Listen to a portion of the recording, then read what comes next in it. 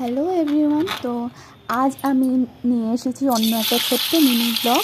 এখানে আজ আমি চাউমিন বানাবো। তো চাউমিন বানানোর জন্য আমি ছোট ছোট মিহি মিহি করে কিছুটা সবজি কেটে নেব। সবজির মধ্যে আছে পেঁয়াজ, ক্যাবেজ, তারপর ক্যাপসিকাম, গাজর আর ছোট ছোট করে কিছুটা মরিচ কেটে নিলাম। তারপর ওইগুলো আমি তেলের মধ্যে দিয়ে স্বাদ মতো লবণ দিয়ে অল্প ফ্রাই করব।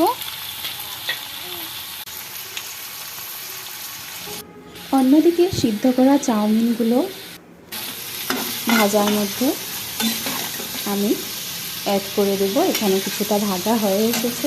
তারপর এখানে আমি চাউমিনগুলো নিয়ে অ্যাড করে দিলাম।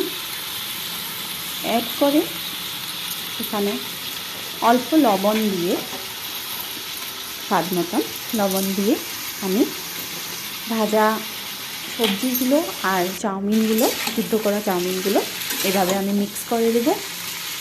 ভালো করে মিক্স করতে হবে। মিক্স করে আমি অল্প কড়াইশুঁটিও অ্যাড করে দিলাম।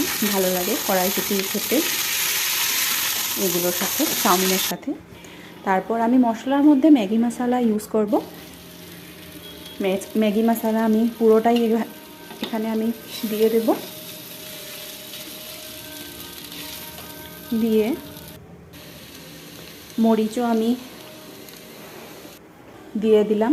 তারপর আমি এই 3টা সস ইউজ করি চাউমিন বানানোর জন্য। এখানে আছে চিলি সস, তারপর আছে টমেটো কেচাপ, তারপর আছে এখানে সয়া সস। এইগুলো 3টা সস একই কোয়ান্টিটিতে একটা বাটিতে ঢেলে মিক্স করে এইভাবে চাউমিনের মধ্যে অ্যাড করে দেব। তারপর ভালোভাবে মেশাতে হবে। মিশিয়ে আমার চাউমিন